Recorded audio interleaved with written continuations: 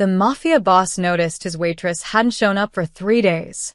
Annoyed, he went to check on her himself. What he found in that rundown apartment, a sick child, unpaid bills, and a truth about his own organization, shattered everything he thought he knew. He came to fire her. He left ready to burn his empire down. Rafael Moretti didn't do patience well. He stood in the doorway of his cafe, arms crossed, watching the morning rush stumble through like zombies chasing caffeine. The espresso machine hissed. Plates clattered. Someone burned toast again. But his eyes kept drifting to the empty section by the window, Clara's section. 3 days. 3 days without a word. Where's Clara? Raphael's voice cut through the breakfast noise.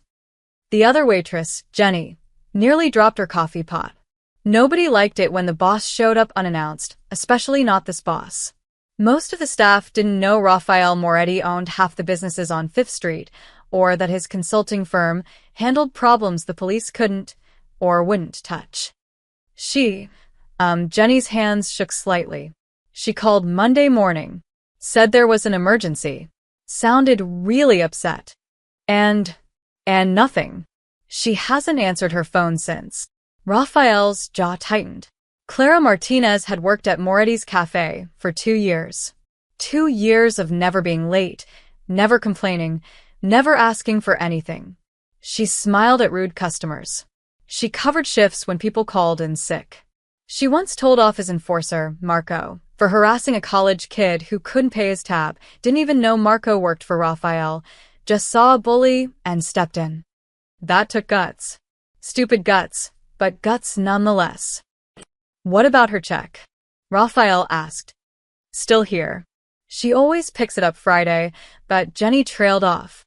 Something cold settled in Rafael's chest. Clara had a kid, a little boy, maybe 6 or 7. He'd seen them once through the window after closing, the kid doing homework at a corner booth while Clara wiped down tables. The boy had been coughing pretty badly that night. Rafael pulled out his phone and walked into his office at the back. He dialed a number he used for problems that needed solving quietly. Vincent. I need an address. Whose? His driver's gravelly voice came through. Clara Martinez. Works at the cafe. Get it from payroll and meet me out front in 10 minutes. Boss, we got that meeting with. Cancel it. He hung up before Vincent could argue. Rafael stared at the office wall, at the framed photo of his mother. She'd been a waitress too, worked herself to death trying to pay off his father's gambling debts. He was 12 when she collapsed during a double shift. The restaurant owner wouldn't even call an ambulance, said she was probably just tired. She died tired. Rafael shook off the memory. This wasn't about his mother. This was about an employee. A missing employee. That's all. He told himself that twice more before he almost believed it. Vincent pulled up in the black Mercedes exactly 9 minutes later. Rafael slid into the passenger seat. Got the address, Vincent said, handing over a slip of paper. Riverside Apartments. That's the rough side of. I know where it is. Drive. They moved through morning traffic in silence. Vincent knew better than to push when Rafael got like this. Quiet, tense, that look in his eyes like he was remembering things he'd rather forget. Riverside Apartments looked worse in daylight. Cracked concrete, rusted railings, a broken fountain that probably hadn't worked since the 90s.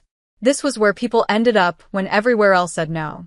Rafael had grown up in a place like this, before he learned that power was the only thing that kept you from drowning.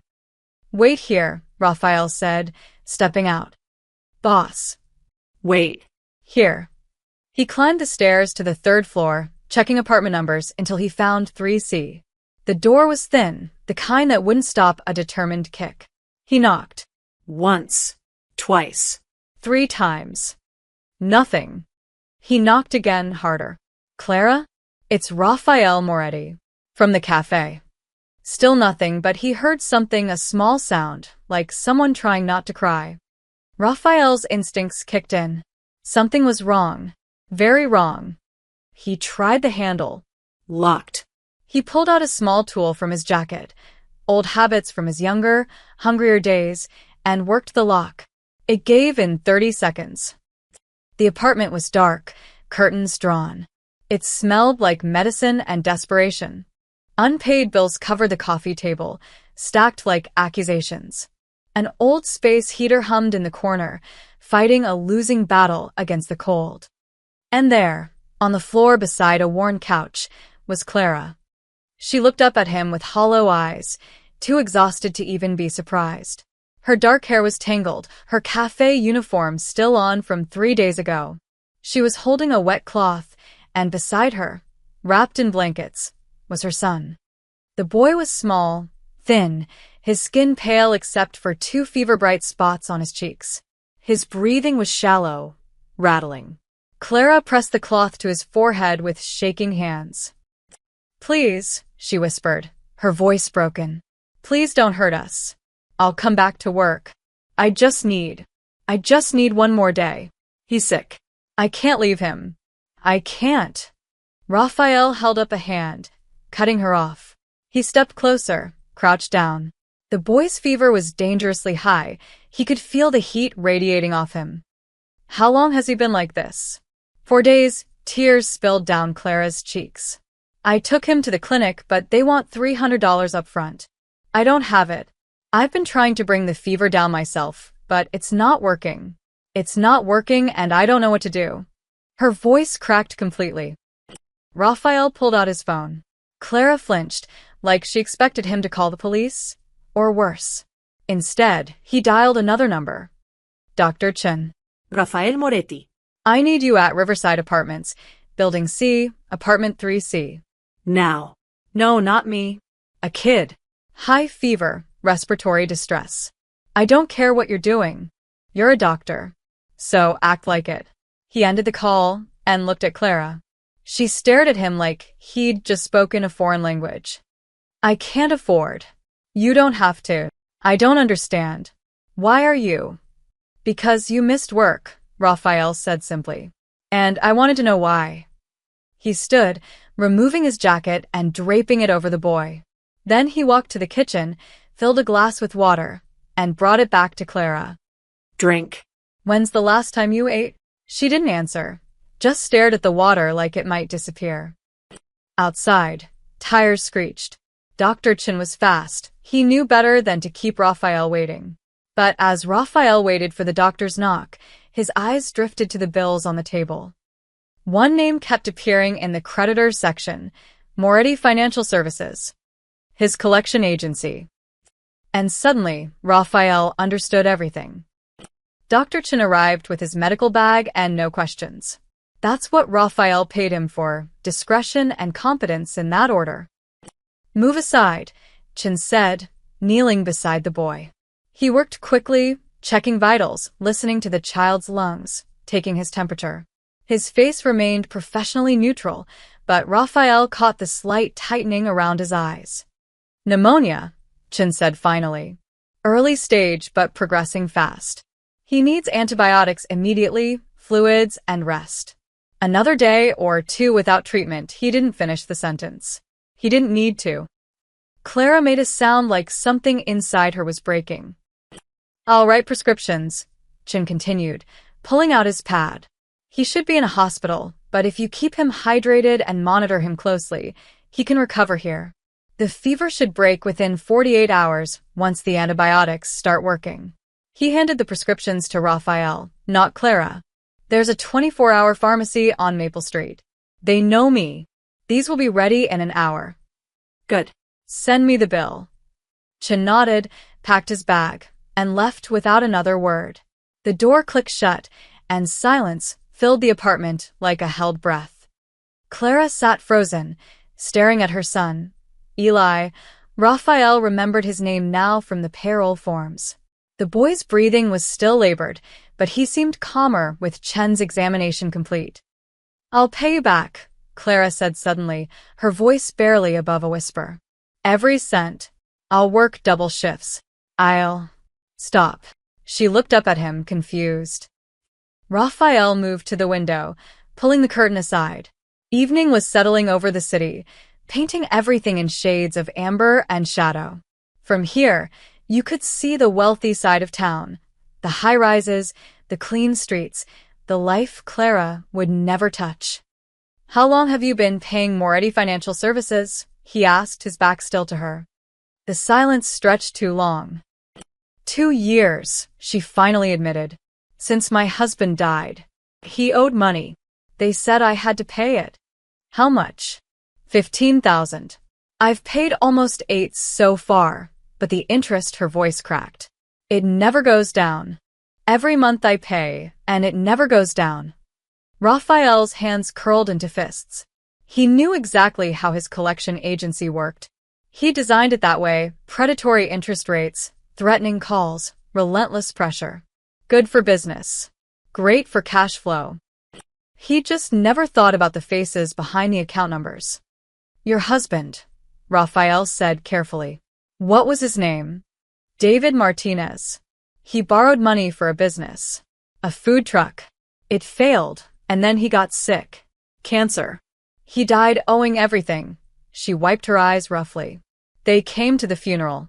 Did you know that? They came to my husband's funeral and handed me a payment notice." Raphael did know that. He'd approved that policy himself. "Strike while they're vulnerable," his underboss had said. "They'll pay anything to make us go away." "You've been paying from your cafe salary. It's all I have. I dropped out of college when Eli was born. Waitressing is all I know. And the cafe pays better than most places, so I stayed. I thought if I just kept paying, eventually," she laughed bitterly. "Eventually, it would end." Raphael turned from the window. Clara looked small sitting on the floor, her cafe uniform wrinkled and stained, her eyes red from crying. She looked like his mother had, near the end, exhausted, defeated, drowning. "You don't owe anything," Raphael said. "What?" "Your husband's debt. It died with him. Legally, you're not responsible." Clara's face went pale. "But they said." "They lied." Raphael's voice was flat, cold. "They've been collecting from you illegally for 2 years. Taking money you needed for your son. For medicine. For food." He watched her process this, watched the realization bloom into something like rage. "You knew." Her voice shook. "You own that company. You knew they were doing this." "No." The word came out harder than he intended. "But I should have. That's on me." "On you." Clara stood up, fists clenched. "My son almost died because I couldn't afford a doctor. I've been eating once a day so he could eat 3 times. I've been paying loan sharks, your loan sharks, instead of buying his medicine. And you say it's on you like that fixes anything?" Raphael said nothing. What could he say? She was right. "Get out," Clara said. "Take your guilt and your doctor and get out." "Clara." Out. Her shout woke Eli. The boy stirred, coughing weakly. Clara immediately dropped back to his side, shushing him gently, her anger transforming instantly into tenderness. Raphael watched her for a moment longer.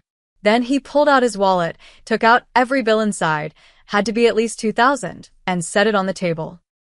"For the prescriptions," he said quietly. "And groceries. And whatever else he needs. I don't want your money. It's not mine. It's yours. Consider it back pay for what was stolen." He walked to the door, paused with his hand on the handle. "I'll fix this," he said. "You can't fix this." "Watch me." Raphael stepped into the hallway, closing the door softly behind him. Vincent was waiting at the bottom of the stairs, and from the look on his face, he'd heard enough. "Boss." "Drive me to the office," Raphael said, his voice like winter. "And call Tony. Tell him I want to see him first thing tomorrow morning." "Tony the collector?" "Yeah." Raphael's smile was dangerous. "We need to have a conversation about his business practices." Raphael didn't sleep that night. He sat in his office above the cafe, staring at a computer screen that made his blood run colder with every click. Files. Hundreds of them. Account after account in the Moretti Financial Services database, each one a name, a story, a life being bled dry. Vincent stood by the door, silent. He'd seen Raphael angry before, violent even. But this was different. This was the quiet kind of fury that preceded earthquakes. Pull up the Martinez account, Raphael said. Vincent typed. The file appeared. David Martinez. Initial loan, $15,000. Date, March 2021. Status, deceased, August 2022. Collections transferred to Clara Martinez, spouse. Raphael scrolled down. Payment after payment. $300 here. $250 there. Every month for 2 years, like clockwork. The balance never dropped below $14,000. Explain this to me, Raphael said, his voice dangerously soft. She's paid almost $8,000. Why does she still owe 15? Vincent leaned closer, squinting at the screen. His face went pale. Boss. These interest rates, they're not what we agreed on. Standard rate is 15% annually. This shows 42%. 42. Yeah. And look, there are fees added every month. Late fees, processing fees, collection fees. Some months she paid $300 and only $50 went to the principal. Raphael's jaw clenched, so hard his teeth hurt. Who authorized this? According to the notes, Tony DeMarco. There it was. The name Raphael had expected, but hoped he wouldn't find. Tony had been with the organization for 8 years. Reliable.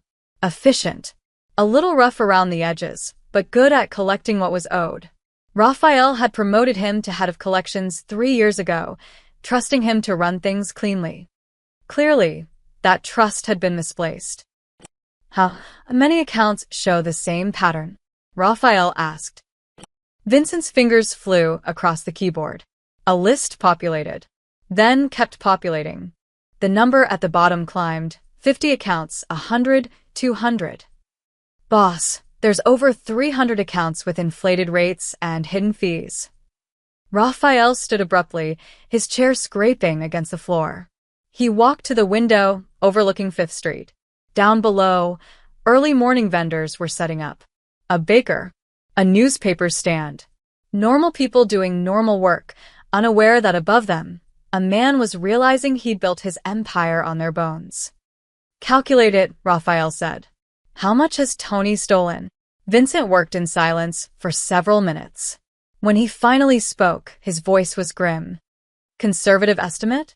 About $2 million over 3 years. Could be more. These records only show what's documented. If he's skimming cash payments, $2 million, Raphael laughed, but there was no humor in it. He stole $2 million from widows and broke families, and I didn't notice. You trusted him to run collections. That's not. It's exactly my fault. Raphael turned from the window. I built this system. I told them to squeeze every dollar. I just never asked who they were squeezing. He thought of Clara, working double shifts at minimum wage plus tips, handing over hundreds of dollars every month to pay a debt she never legally owed. He thought of her son, burning with fever, while she rationed medicine she couldn't afford. How many others? How many Claras had he created? There's more, boss, Vincent said carefully. More? I cross-referenced Tony's accounts with our obituary monitoring system. About 40% of these inflated accounts, the original borrowers, are dead. He's been collecting from surviving family members who don't know the law.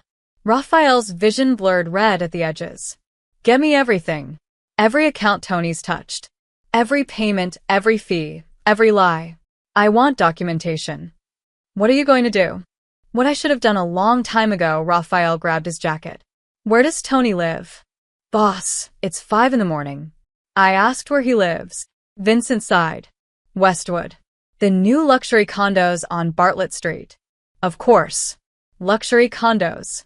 Tony was living in penthouses built with stolen money, while Clara slept on the floor next to her dying son. Call him. Tell him to meet me at headquarters. 7 o'clock sharp. Should I bring the guys? Raphael paused at the door. In the old days, he'd have said yes. Bring muscle. Make it a show. But this wasn't the old days anymore. Or maybe it was, and that was the problem. No, Raphael said finally. This is between me and Tony. But Vincent. Yeah, boss. Have Dr. Chen deliver those prescriptions to Clara's apartment. Don't knock, just leave them at the door. And have someone drop off groceries. Real groceries, milk, bread, eggs, fruit, whatever a kid needs.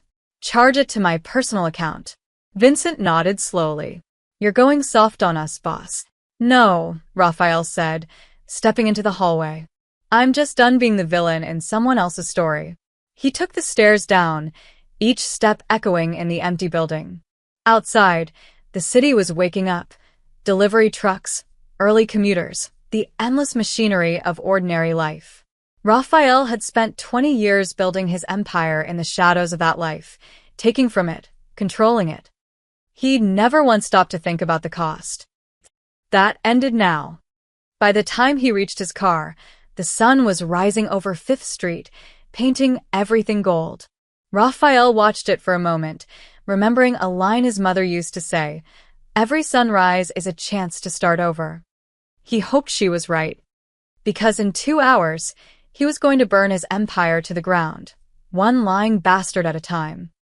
The basement of the Crimson Lounge looked nothing like the upscale club above it. Down here, past the locked door and down the concrete stairs, was where Raphael conducted his real business. No music, no lights, just cold walls and colder decisions. Tony DeMarco arrived at 7 sharp, cocky as ever. He wore an expensive suit, Armani if Raphael had to guess, and gold cufflinks that caught the fluorescent light. His hair was slicked back, his shoes polished to mirrors. He looked successful, comfortable, untouchable. That would change.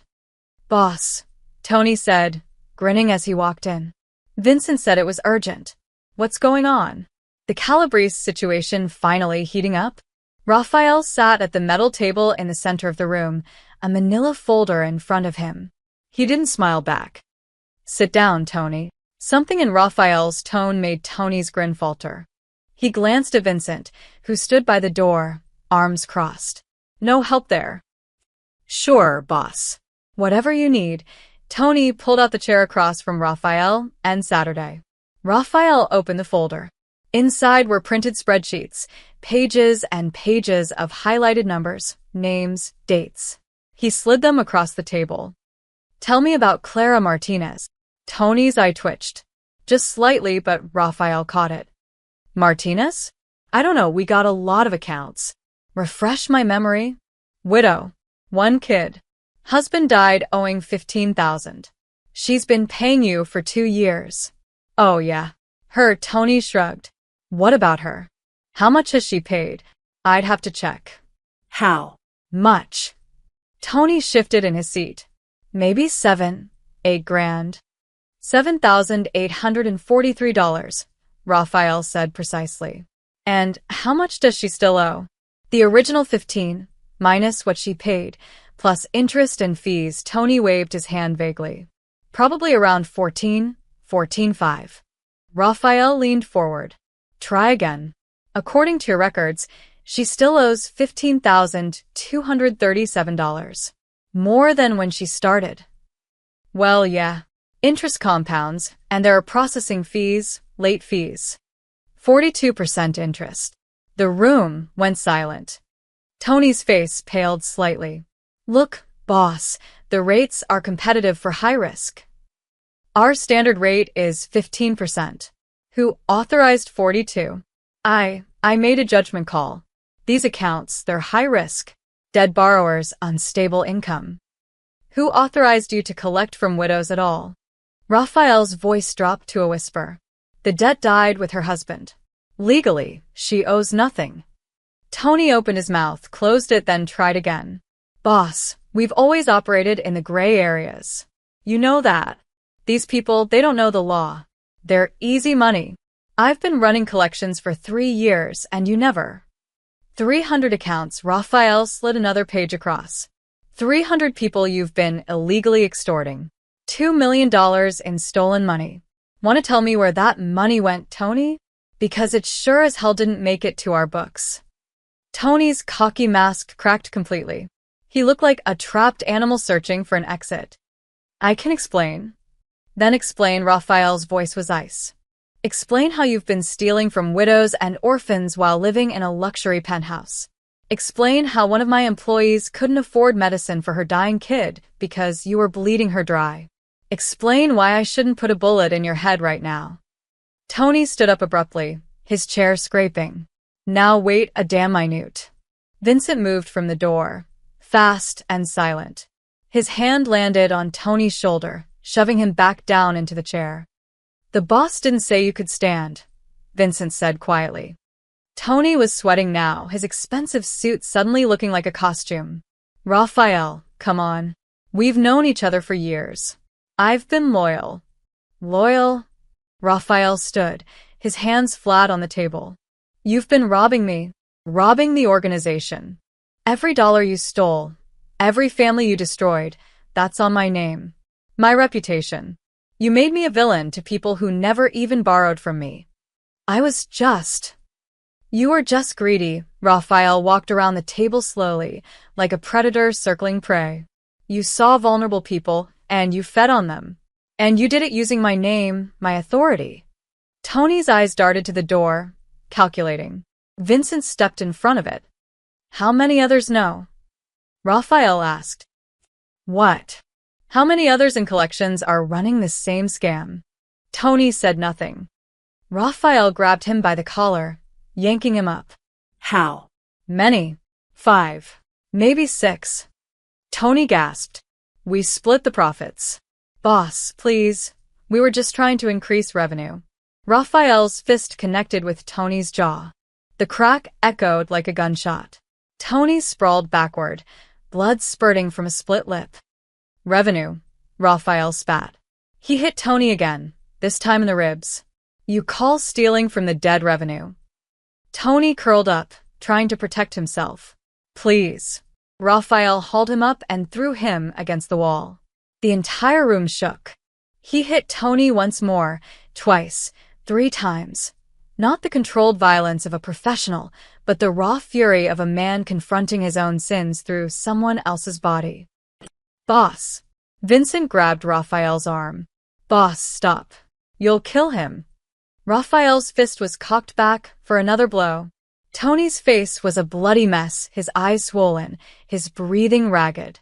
For a long moment, Raphael held the pose, trembling with rage. Then he let Tony drop. You're done, Raphael said, breathing hard. Stripped of rank. You'll return every stolen dollar, and you'll do it quietly. Then you disappear. If I see your face again, I won't stop next time. Tony nodded frantically, blood dripping onto his ruined suit. Raphael turned to Vincent. Get him out. Spread the word, collections is being audited. Anyone running scams has 24 hours to confess. After that, they end up worse than Tony. Yes, boss. As Vincent dragged Tony toward the stairs, Raphael stood alone in the basement, staring at his bloodied knuckles. The whispers would start now. The boss is going soft. Lost his edge. Getting weak. Let them whisper. He had bigger problems than reputation. He had 300 lives to fix. 2 days later, Clara stood in her apartment staring at impossible things. Her kitchen counter was covered in groceries, not the cheap stuff from the dollar store, but real food. Fresh vegetables. Whole milk. A package of chicken breasts. Elias favorite cereal. Fruit that didn't come from a dented can. The bills on her coffee table had paid in full, stamped across them in red ink. Electric. Water. Rent for the next 3 months. And on the kitchen table, a receipt showing her debt to Moretti Financial Services had been marked as void, collected in error. Clara's hands shook as she held that receipt. Void. Error. 2 years of her life, reduced to an administrative mistake. Eli was asleep in his room, finally breathing normally. The antibiotics had worked. Dr. Chun had returned yesterday to check on him, refusing payment, just nodding and leaving as mysteriously as he'd arrived. Her son would live. That should have been enough. But rage was a fire in Clara's chest, burning hotter than relief. She grabbed her jacket, looked in on Eli one more time, then knocked on her neighbor's door. Mrs. Chun, no relation to the doctor, was a grandmother who'd helped watch Eli before when Clara was desperate. Can you watch him for an hour? He's sleeping, shouldn't wake up, but just in case. Of course, honey. You okay? You look. Fine. I'll be back soon. Clara didn't feel fine. She felt like a bomb with a lit fuse. The walk to Moretti's cafe took 20 minutes. With every step, her anger crystallized into something sharp and focused. He thought he could fix this? Throw money at her and erase what he'd done? What his people had done. She'd spent 2 years terrified. 2 years skipping meals, wearing the same 3 outfits, watching her son cough while she counted pennies for medicine. 2 years paying a debt she never owed because men in suits said she had to. And Raphael, Moretti thought groceries made that okay. The cafe was in its afternoon lull. A few customers nursed coffee, working on laptops. Jenny looked up from wiping tables and her face went white. Clara, you're back. Are you is Eli? Where is he? Who? Moretti. Where is he? Jenny pointed toward the back office, her expression nervous. Clara didn't care. She marched past the counter, ignoring the employees only sign, and threw open the office door. Raphael sat at his desk, reading something on his computer. He looked up, unsurprised. Clara. She slammed the receipt onto his desk. What is this? He glanced at it. Proof that you don't owe anything. I know I don't owe anything. I know your people lied to me for 2 years. Her voice was rising, but she couldn't stop it. You think you can just pay my bills and deliver groceries and that fixes it? Rafael stood slowly. No. I don't think it fixes anything. Then why? Why play hero now? Clara's eyes burned. Where were you 6 months ago when I was choosing between Eli's medicine and rent? Where were you a year ago when your collectors called me at midnight threatening to take my son if I didn't pay? Where were you when I was eating 1 meal a day so he could eat 3? Each question landed like a punch. Raphael took them all without flinching. You're right, he said quietly. Don't, Clara's voice cracked. Don't stand there and agree with me like that makes you noble. You built this. You're the reason I've been drowning. You don't get to be my savior. I'm not trying to be your savior. Then what? What do you want from me? She grabbed the receipt, crumpled it, and threw it at him. I don't need your pity. I don't need your charity. I need. Her voice broke completely. She stood there, breathing hard, tears streaming down her face, hating herself for crying in front of him. You need it to never have happened, Raphael said. I know, but I can't give you that. So, you give me groceries instead? I give you what I can. He moved around the desk, slowly, like approaching a wounded animal. The man who stole from you, he's gone. The others like him, they'll be gone soon. I'm restructuring everything. But that doesn't undo the damage. No. It doesn't. They stood there in the small office, the silence heavy between them. I paid back what was taken, Raphael continued. Your bills, your rent. That's not charity. That's restitution. You earned that money. My people stole it. I'm giving it back. And the groceries? The doctor? The doctor was because your son was dying. The groceries, he paused. Call it back pay. You've worked here for 2 years, never complained, never asked for raises you deserved.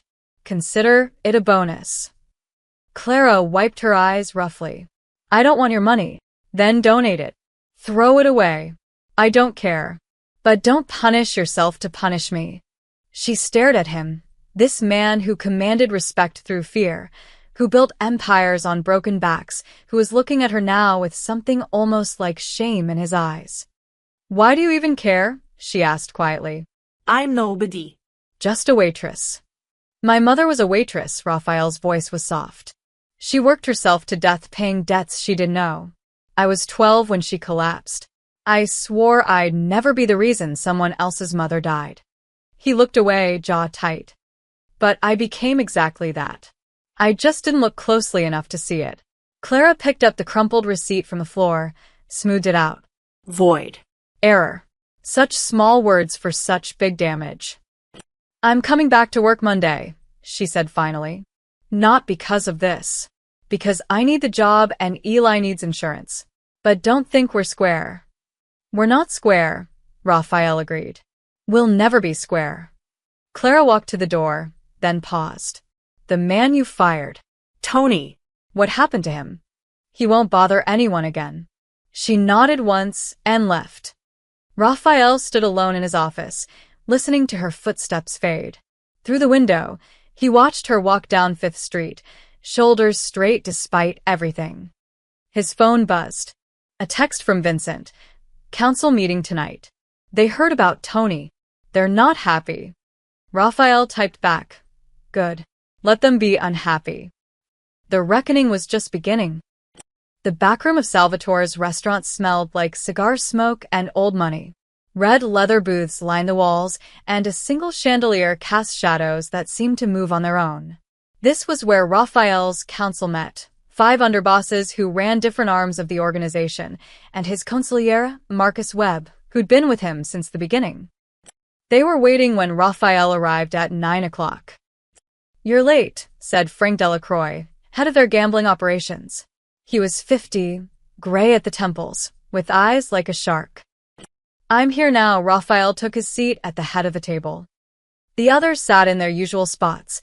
Tommy Chin ran their protection rackets, Lisa Moreno handled money laundering, James Sullivan controlled their distribution networks, and Paul Ricci managed their real estate holdings.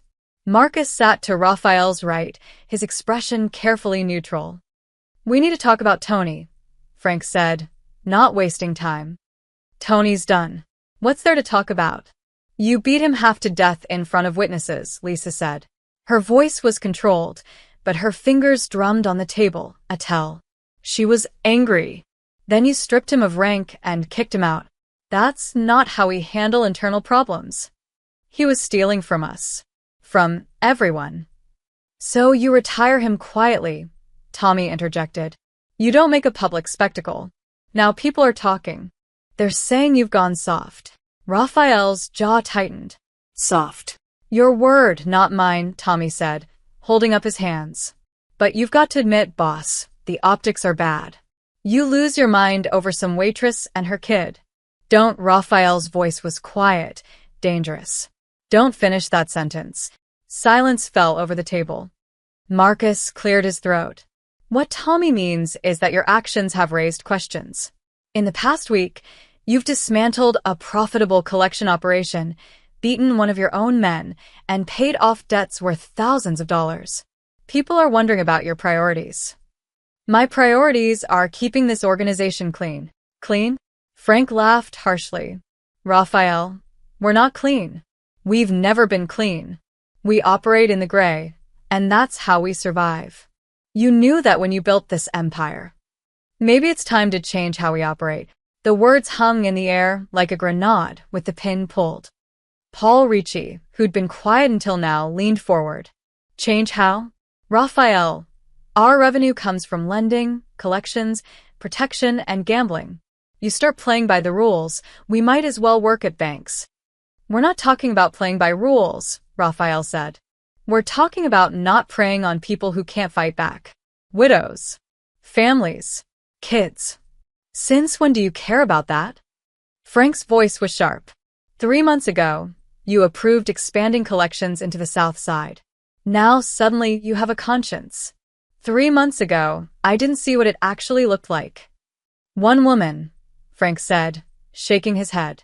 One woman and her sob story, and you're ready to tear down everything we built. Raphael stood abruptly, his chair scraping. That one woman was being robbed by our people while her son was dying. Tony was stealing millions using our name, making us enemies in every neighborhood. You think that's good for business? We've always had enemies, Lisa said. That's the nature of what we do. Maybe we shouldn't be doing it anymore. The room went dead silent. Marcus closed his eyes briefly, like he'd been dreading this moment. The others stared at Raphael like he'd started speaking in tongues. What are you saying? Tommy asked carefully. Raphael looked at each of them in turn. I'm saying maybe it's time this empire tore itself down. Frank stood up so fast his chair fell backward. Have you lost your mind? Sit down, Frank. No. I've been with you for 15 years, Raphael. 15 years of building this operation, taking risks, putting my neck on the line. And now you want to throw it all away because you feel guilty? It's not about guilt. Then what? Redemption? Frank laughed bitterly. You think going soft now erases 20 years of what we've done? You think that Waitress looks at you and sees anything but the man who destroyed her life. The words hit harder than Raphael wanted to admit. She's right to hate me, Raphael said quietly. And so is every other person we've hurt. That doesn't mean we keep hurting them. So, what's your plan? Lisa asked, her voice cold. We just stop, close up shop? What about the people who depend on us? The businesses we protect? We restructure. Keep protection, but make it actual protection, not extortion. Keep lending, but at legal rates, to people who can actually pay back. We clean up. And go broke in 6 months, Paul interrupted. Raphael, the margins on legal operations are nothing. We'd be lucky to break even. Then we break even. Frank slammed his hand on the table. This is insane. Marcus, talk some sense into him. All eyes turned to the consigliera. Marcus studied Raphael for a long moment, his weathered face unreadable. Raphael, he said finally, I've known you since you were 22 years old. I watched you build this organization from nothing. I've supported every decision you've made, even the ones I disagreed with. But one woman isn't worth tearing down your empire for. You save her, fine. You fix collections, good. But this? He gestured around the table. This affects everyone. Families, livelihoods, power structures across the city. You can't just decide to dismantle it because you feel bad. Raphael sat back down slowly. He looked at their faces, angry, concerned, confused. These were his people. He'd built this with them, for them. But he kept seeing Clara's face, her exhausted eyes, her dying son. I'm not asking for permission, Raphael said. I'm telling you how it's going to be. Frank threw his napkin on the table. Then you're going to be doing it alone. He walked out. After a moment, Tommy followed. Then Lisa. Paul hesitated, looked at Raphael, then shook his head and left. Only Marcus remained. You know they're going to move against you, Marcus said quietly. I know. You're choosing a stranger over your family. No, Raphael said, staring at the empty chairs. I'm choosing to stop being the monster, even if it kills me. Marcus stood, put a hand on Raphael's shoulder. Then I hope she was worth it. He left too. Raphael sat alone in the back room, surrounded by cigar smoke and the ghosts of his own decisions. His empire was cracking, and he'd struck the first blow himself. Sunday afternoon sun painted everything gold. Raphael sat in his car across from Bennett Park, watching through tinted windows. He shouldn't be here. He had a dozen fires to put out, council members plotting, operations falling apart, loyal soldiers questioning his sanity. But he was here anyway. Clara sat on a bench near the playground, a book open in her lap. She wasn't reading it, though. She was watching Eli, who was running around the jungle gym with the manic energy of a kid who'd been sick for too long. His laughter carried across the park, bright and pure. The boy looked healthy. Pink cheeks, clear eyes, full of life. Raphael felt something unfamiliar twist in his chest. He remembered being that age. 7 years old, before everything went dark. His mother would take him to a park not unlike this one, smaller, more rundown, but still a park. She'd pack sandwiches they couldn't afford and pretend they were on a grand adventure. Even then, she'd been exhausted, working doubles at the diner to pay off his father's debts. He remembered the day she collapsed. He'd been playing on the swings, and suddenly she was on the ground, hand pressed to her chest. Other mothers had screamed for help while Raphael stood frozen, watching his world end in slow motion. She died 3 days later. Heart attack, the doctors said. But Raphael knew the truth. The debt had killed her. The stress, the endless work, The crushing weight of owing money to men who didn't care if she lived or died. He'd sworn that day he'd never be powerless again. So he'd built power. Brick by brick, body by body, dollar by dollar. He'd become exactly what his mother had feared, one of the men who crushed people under financial wheels. "Mommy, watch this." Eli's voice pulled Raphael from his memories. The boy hung upside down from the monkey bars, grinning like he'd conquered Everest. Clara looked up from her book and smiled. Really smiled, the first genuine happiness Raphael had seen on her face. "Very impressive, baby. Be careful." Raphael watched them for another moment, then pulled out his phone. He scrolled through his contacts, stopping on a name he hadn't called in months. Richard Chun, his accountant. Not Dr. Chun, different Chun. Raphael was realizing he knew a lot of Chuns. "Richard, I need you to pull files on all our collection accounts for the past 5 years. All of them? Boss, that's thousands. Every single one where the original borrower is deceased, and we're collecting from family members. I want names, amounts paid, current balances. That'll take days. Then start now." And Richard? "I want a second list. Everyone we've collected from illegally. Widows, children, anyone who didn't actually owe the debt." Silence on the other end. "Boss, if we're admitting to illegal collections, that's the liability." "I don't care about liability. I care about fixing it." Can you do it or not? Yeah. "Yeah, I can do it. But, Raphael, what are you planning?" "The right thing." Finally, he hung up and made another call. This one to Vincent. "I need you to set up accounts. Anonymous accounts can't be traced back to us. We're going to start paying people back." "Paying back who?" "Everyone we stole from. Every widow, every family, every person we bled dry. We're going to make them whole." Vincent was quiet for a long moment. "Boss, do you know how much money that is?" "I don't care. The council will lose their minds. The council already lost their minds. This is happening, Vincent. With or without them." "Okay," Vincent's voice was steady, loyal. "I'm with you. But Raphael, watch your back. Frank was at Tommy's place last night. They're planning something.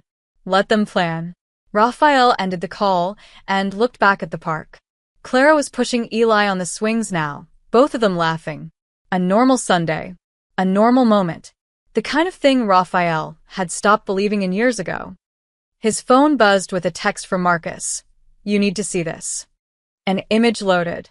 It was a photo of Raphael's warehouse on the south side, or what was left of it. Flames still smoldered in the wreckage. Fire trucks surrounded the building. Another text, "No casualties." Happened at 2 a.m. Arson. Message from the council. Raphael stared at the burning building. That warehouse held inventory worth $500,000. The council was making their position clear. Fall in line or watch everything burn. He should have felt angry. Instead, he felt relieved. Let it burn. All of it. The whole rotten structure could collapse. Maybe something better would grow from the ashes. He looked back at Clara and Eli one more time. The boy was showing his mother a dandelion he'd picked, presenting it like a rare treasure. She took it with mock solemnity, tucking it behind her ear. Eli clapped with delight. Raphael started his car. As he pulled away from the curb, he caught Clara's reflection in his side mirror.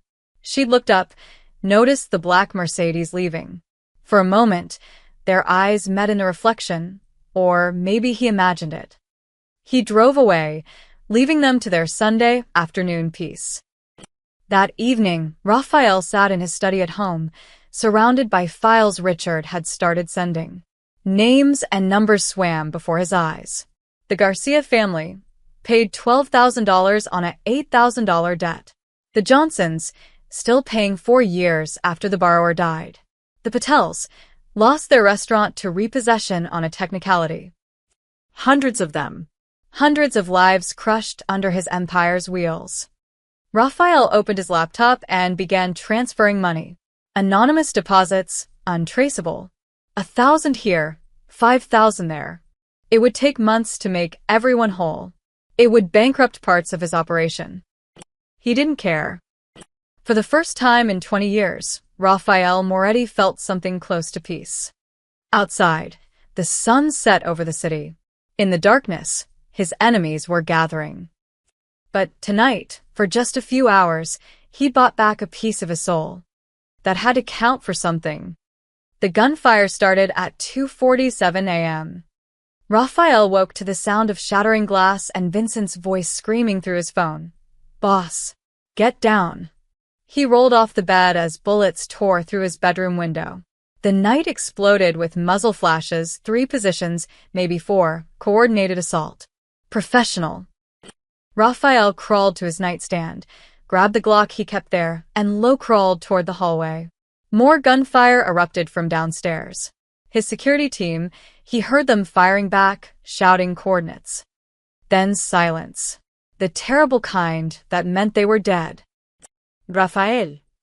Vincent's voice came from the stairs. "We gotta move now." Raphael ran in a crouch, meeting Vincent at the landing. His driver's face was bloody, a gash across his forehead. Behind him, Richard the accountant clutched a laptop bag like it was the only thing keeping him alive. "How many?" Raphael asked. "At least 10. They came through the front and back simultaneously. Tony, Marcus, and Frank's guys. Vincent fired 3 shots down the stairs. "They want you dead, boss." Marcus. The name hit like a bullet itself. His consigliera had chosen a side, and it wasn't Raphael's. The garage. Through the kitchen, Raphael led them through the smoke-filled hallway. Behind them, footsteps pounded up the stairs. Voices shouted, "Second floor. Find him." They burst into the kitchen. A man in black tactical gear stood by the refrigerator, gun rising. Raphael shot him twice in the chest before the man could aim. The body fell, and they jumped over it. The garage was chaos. Raphael's cars were blocked by a black SUV. Someone had planned this carefully, cut off all the exits. "The Ducati," Vincent said, pointing to Raphael's motorcycle in the corner. "That only fits 2. Then you 2 go. I'll hold them off." Vincent was already positioning himself behind a concrete pillar. "Vincent. Boss, go." Vincent fired back toward the kitchen door as shadows appeared. "You die. This was all for nothing. Richard has the files, the evidence, everything. Get them out." Raphael hesitated 1 second too long. An explosion rocked the garage. Someone had thrown a grenade. The blast threw them all sideways. Raphael Siron. Through the smoke, he saw Vincent struggling to his feet, blood streaming from his nose. "Go!" Raphael grabbed Richard, hauled him toward the motorcycle. His hands shook as he started it. Years since he'd ridden, but muscle memory kicked in. The engine roared to life. Behind them, Vincent's gun barked 3 times, then 6 more. Then silence. Raphael didn't look back. He couldn't. The Ducati screamed out through the garage's side exit, bullets sparking off the concrete behind them. Richard clung to Raphael's back, the laptop bag pressed between them. They burst onto the street, tires squealing, and Raphael opened the throttle. The mansion exploded. The shockwave nearly threw them off the bike. Raphael fought for control as flames consumed his home. 20 years of his life, his mother's photos, everything, just gone in a pillar of fire. "They're following," Richard screamed.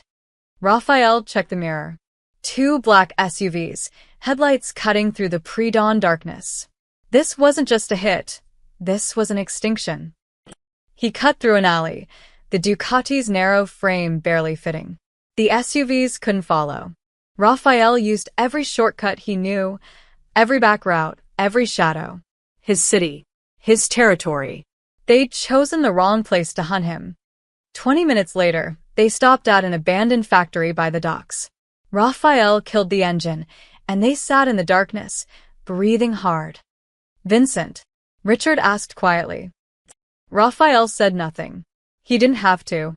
Richard clutched his laptop bag tighter. He saved these files. All the evidence of what they've been doing. Names, dates, everything. "Good," Raphael's voice was hollow. "At least he died protecting something that mattered."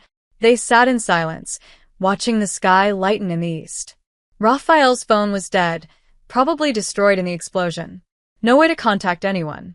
No way to know who else had betrayed him. What now? Richard asked. Raphael looked at the factory, at the broken windows and rusted equipment. He'd owned this place once, used it for storage. Now it might be his tomb. Now we figure out who's left standing. Raphael stood, his body aching from the blast. The council turned on me. Marcus turned on me. How many others? I don't know. But boss, Richard pulled out his laptop, powering it on. Before everything went to hell, I finished the lists you wanted. Every illegal collection. Every stolen dollar. It's all here. The laptop screen glowed in the darkness. Hundreds of names. Thousands of transactions. A complete record of Raphael's sins. Why did you grab that? Raphael asked. Why not just run? Richard looked at him with tired eyes. Because Vincent died protecting it. Because you were trying to fix things. Because he shrugged. Because somebody has to do the right thing, even when it's too late. Raphael's chest tightened.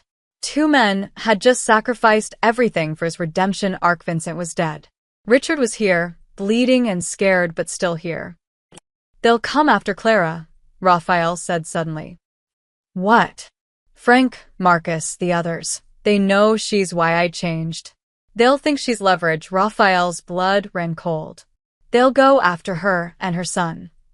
Boss, we barely escape with our lives. We can't.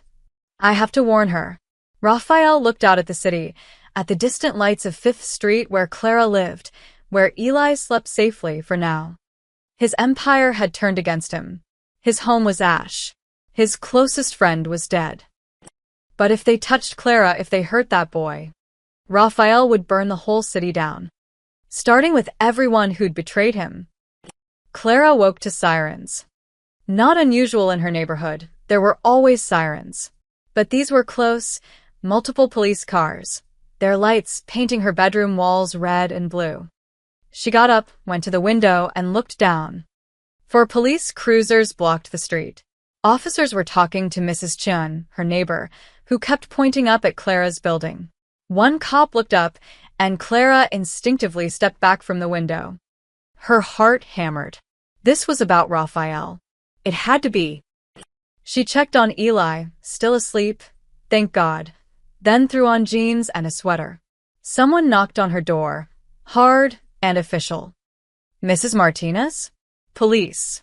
We need to talk to you. Clara's hands shook as she opened the door. 2 detectives stood there, badges out. The woman was in her 40s, short hair, tired eyes. The man was younger, built like he spent his life in the gym. Mrs. Martinez, I'm Detective Sarah Reeves. This is Detective John Moss. May we come in? What's this about? It's about Raphael Moretti. We understand you work for him. Clara's stomach dropped. I work at his cafe. I'm just a waitress. When's the last time you saw him? Thursday, I think. At work. Why? What happened? The detectives exchanged glances. Detective Reeves spoke carefully. There was an incident at his residence early this morning. Multiple casualties. Mr. Moretti is missing. We're talking to anyone who might know his whereabouts. Missing. Casualties. The words felt unreal. I don't know where he is. I barely know him. He's my boss, that's all. That all? Detective Moss pulled out a photo. It showed Clara outside the cafe, talking to Raphael. Someone had been watching them. You were seen arguing with him 2 days ago. Yes. About work stuff. A schedule conflict. She was lying and they knew it. But what was she supposed to say? Oh, he paid off my illegal debts and saved my son's life after I found out his organization had been robbing me for 2 years. Mrs. Martinez, Reeves said gently, if Mr. Moretti contacts you, you need to tell us. For your safety. There are dangerous people looking for him, and if they think you're connected. I'm not connected to anything, Clara's voice rose. I serve coffee. I take orders. That's it. Eli appeared in the hallway, rubbing his eyes. Mommy? Who are they? Clara's protective instincts kicked in immediately. Nobody, baby. Go back to bed. We're just leaving, Reeves said, handing Clara a card. Call us if anything unusual happens. Anything at all. They left. Clara locked the door, checked the lock twice, then pulled Eli into a hug. What's wrong? He asked, sensing her fear. Nothing. Everything's fine. But everything wasn't fine. Clara spent the rest of the morning packing. She didn't have much: clothes, some toys, important documents. If Raphael was in trouble with people dangerous enough to attack his home, she wanted to be far away when they came looking for connections. Mrs. Chen knocked around 10.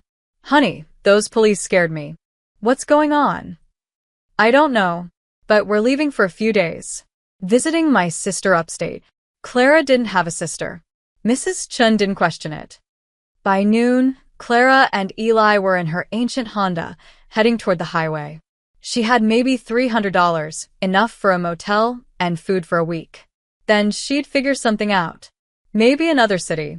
Maybe change their names. She was 2 blocks from the on-ramp when a black car pulled behind her. Clara's breath caught. She pressed the gas. The black car matched her speed. Mom, Eli looked worried. It's okay, baby. She took a sudden right turn. The black car followed.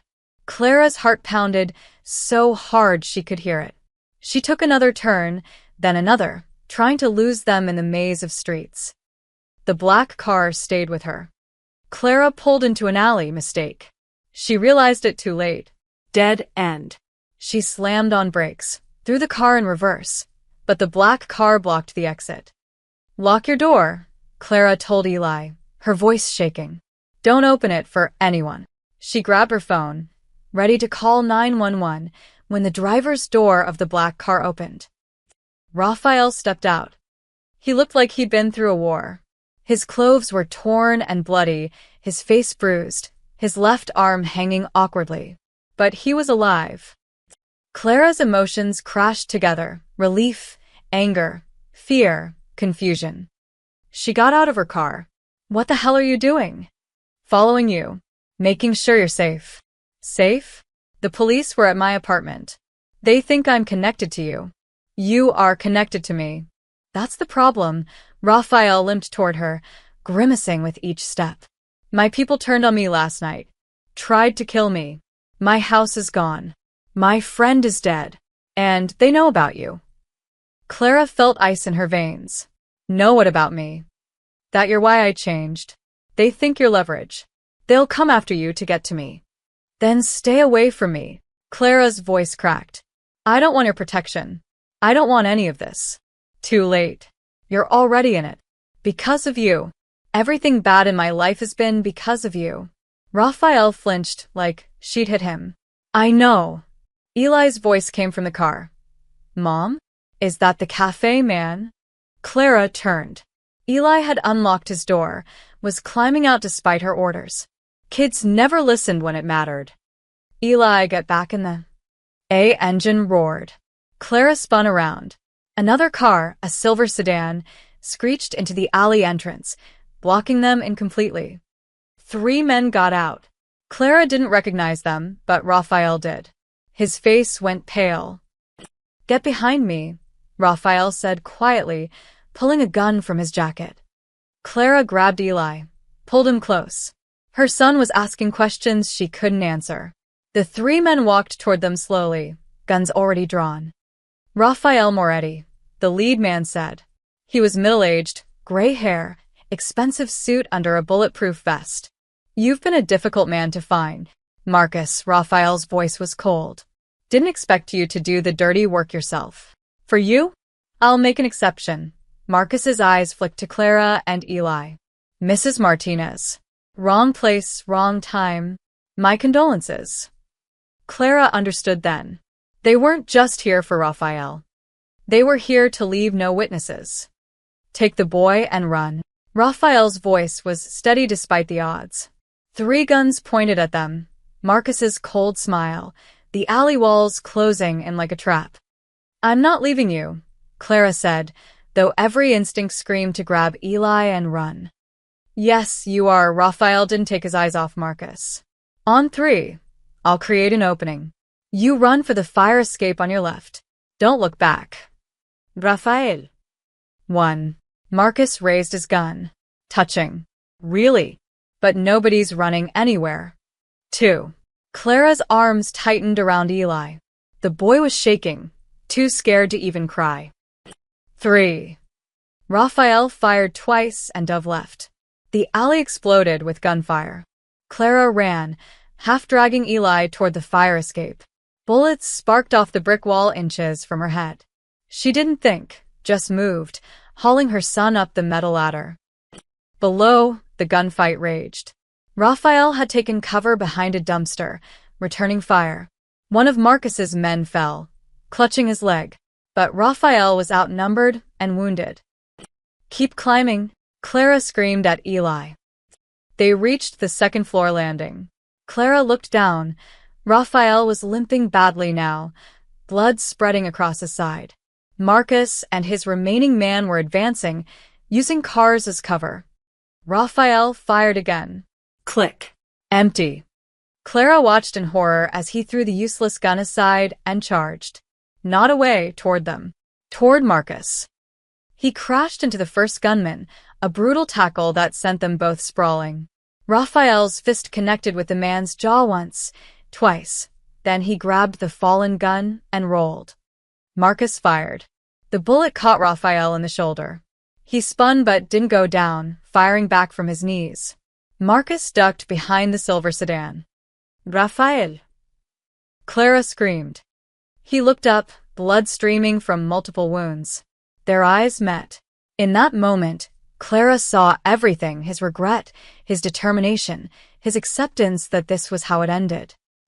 Get him out of here, Raphael mouthed. Then he stood impossibly, stupidly, and charged at Marcus's position. Clara didn't wait. She pulled Eli up the last ladder, onto the roof, and ran. Behind her, more gunshots. She didn't count them. Didn't want to know which one found its target. They crossed 3 rooftops before Clara's legs gave out. She collapsed behind an air conditioning unit, Eli sobbing in her arms. Is he dead? Eli whispered. Is the cafe man dead? Clara didn't answer. She held her son and listened to the distant sirens and tried not to imagine Raphael bleeding out in that alley. 3 hours later, they were in a women's shelter on the east side. Clara had given a fake name, said they were running from an abusive ex. The woman at the desk hadn't asked questions. Eli finally slept, exhausted from fear. Clara sat awake, staring at the walls, replaying everything. Her phone buzzed.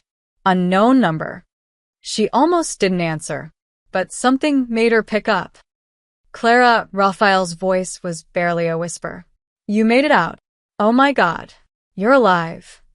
For now, he coughed, a wet sound that made Clara's chest tighten. Marcus is dead. His men are dead. But I'm not doing great. Where are you? The factory. The docks. Where I told you about, his breathing was labored. I need you to do something for me. Raphael, you need a hospital. Hospital means police. Police means questions. Questions get you involved, he coughed again. Listen, Richard. My accountant, he's here. He has a laptop. Everything's on it. All the evidence of what we did, who we hurt. I need you to take it. Why me? Because you're the only person left I trust, his voice was fading. Take it to the police. Tell them everything. The collections, the scams, all of it. Let them tear it all down. I'm not leaving Eli to. Bring him. It's safer than staying hidden. Once the truth is out, they can't touch you. You're a witness, not a target, he paused, breathing hard. Please, Clara. Let something good come from this. Clara closed her eyes. Every rational part of her brain screamed to hang up, to disappear, to protect her son from this nightmare. But she thought about the 2 years of illegal payments, the other families still being bled dry. The system Raphael had built that would just keep grinding people up unless someone stopped it. Where exactly? She asked quietly. He gave her the address. Thank you, he whispered. For everything. For standing up to Marco that night. For showing me what I'd become. The line went dead. Clara sat there, phone pressed to her ear, listening to silence. Mom, Eli's sleepy voice. Where are we going? She looked at her son, this beautiful, innocent child who'd almost died because of debts he never owed, who'd almost been killed in an alley because his mother made coffee for the wrong man.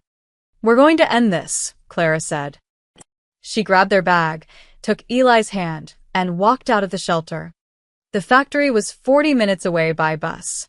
Dawn was breaking when they arrived, an abandoned warehouse by the water, windows broken, graffiti covering the walls. Clara found Richard sitting outside, clutching a laptop, covered in blood that wasn't his. He sent you, Richard said. Not a question.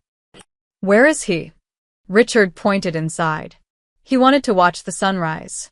Said it reminded him of his mother. Clara told Eli to wait with Richard, then walked into the factory alone. She found Raphael in a shaft of morning light, slumped against a concrete pillar. 2 bullet wounds in his chest, 1 in his side. Blood everywhere. His eyes were open, watching the sun paint the sky gold through the broken roof. You came, he said, smiling weakly. Clara knelt beside him. You're dying. Yeah, he didn't seem scared. But I saw one good thing first. You and Eli safe. That counts for something. Raphael. Take the laptop. Give it to Detective Reeves. She's clean. She'll use it. His hand found hers, cold and trembling. Promise me you'll start over. New life. New name if you need to. Take Eli somewhere safe. What about you? This is where my story ends, right? He coughed, blood on his lips. I wanted to see one good thing come for me. And I did. You're free. Really free. Tears streamed down Clara's face. I still hate you. Good. You should. His smile was sad, genuine. But maybe tell Eli that the cafe man tried to do one decent thing at the end. His eyes were closing. Raphael, stay awake. Clara, his voice was barely audible now. Thank you for reminding me I was human. The light in his eyes dimmed. His hand went slack in hers. Clara sat there as sirens wailed in the distance, holding the hand of a man who destroyed her life and then died trying to fix it. The sunrise painted everything gold, indifferent to tragedy. Clara didn't know how long she sat there, holding Raphael's hand as it grew cold. The sunrise he'd wanted to see spread across the factory ruins like spilled paint, amber and gold and crimson, beautiful and terrible at once. She wondered if his mother had seen sunrises like this, working those double shifts, dying tired and broke. She wondered if Raphael had thought about her in those final moments. Mom. Clara turned. Eli stood in the doorway with Richard, his small hand gripping the accountant's sleeve. The boy's eyes were wide, taking in the scene, his mother kneeling beside a body, blood everywhere, morning light making it all look surreal. Is he sleeping? Eli asked softly.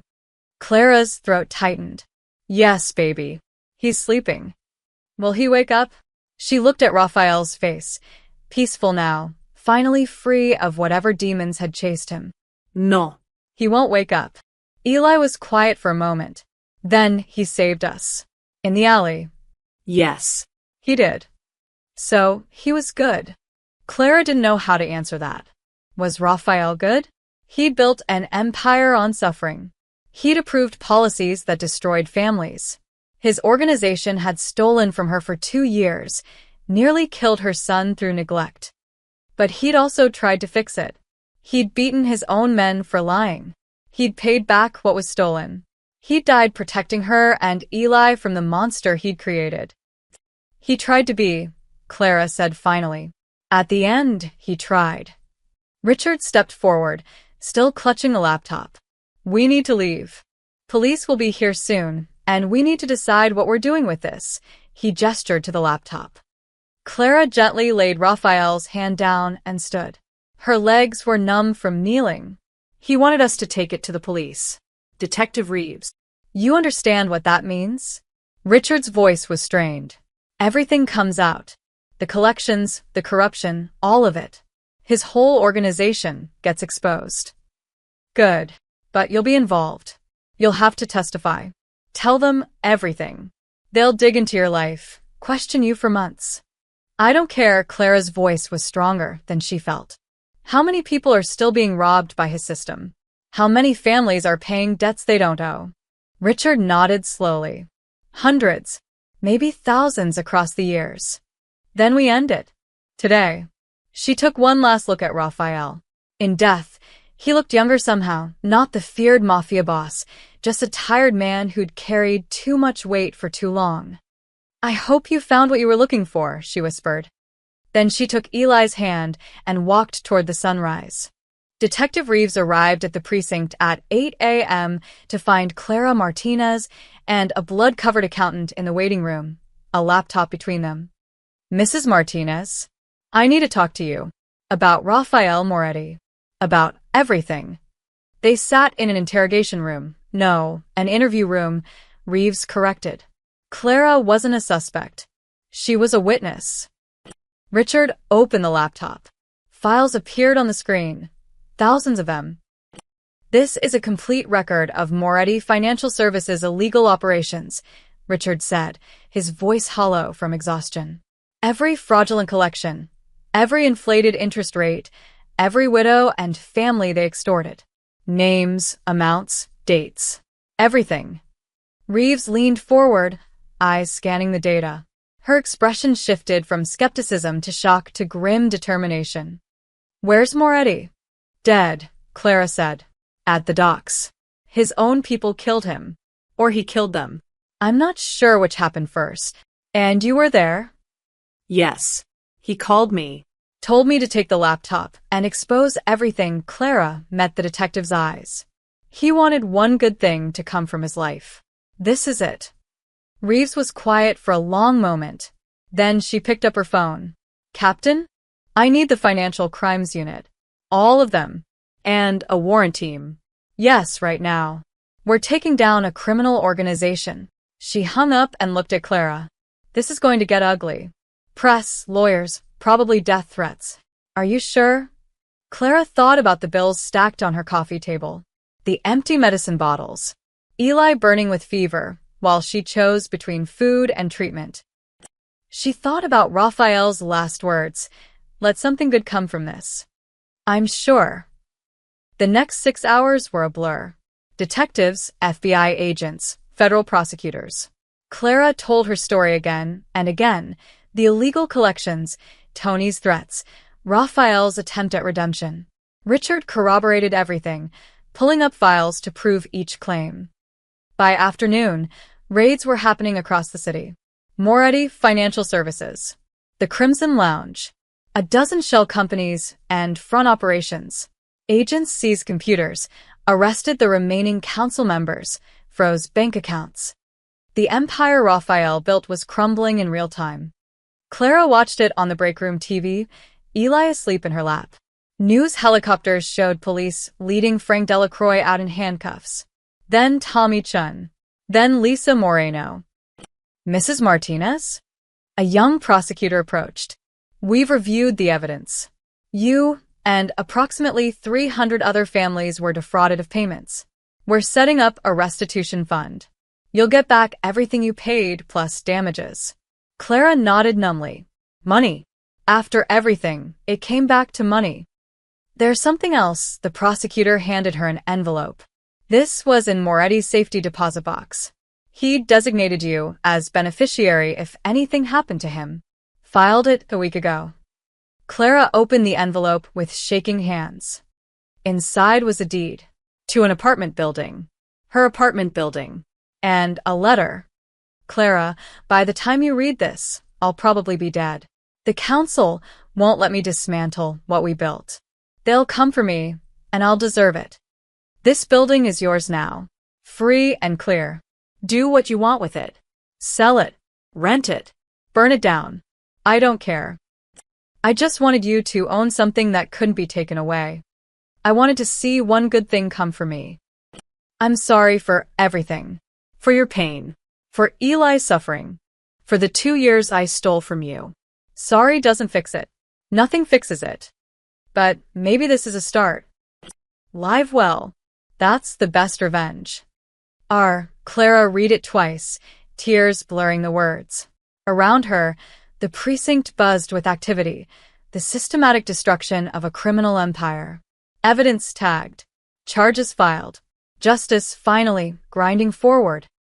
But all she could think about was a dying man watching the sunrise, hoping one good deed would balance against a lifetime of bad ones. Mom, Eli stirred, rubbing his eyes. Can we go home now?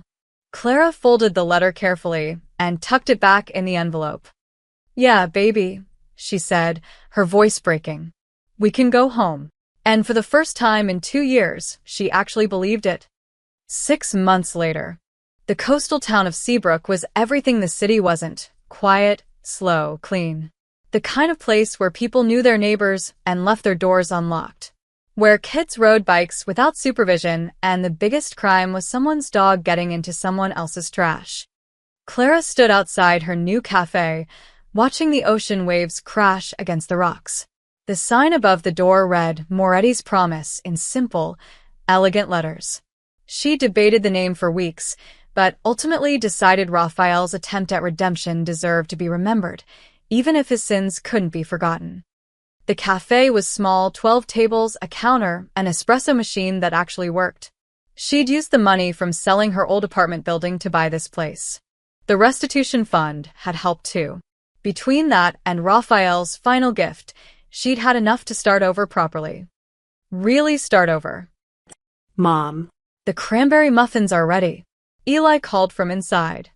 Clara smiled. Her son had grown in 6 months. Taller, healthier, happier. The nightmares about the alley had finally stopped last month. His therapist said he was resilient. Clara knew he was just tired of being scared. She walked inside. The cafe smelled like coffee and fresh pastries. Morning light streamed through the windows, painting everything warm. 3 customers sat at different tables, locals, regulars already. Mrs. Chun from next door. A different Mrs. Chun, no relation to anyone from her old life. Mr. Jacobson, the retired teacher. Sarah, the young mother with twins who always ordered decaf.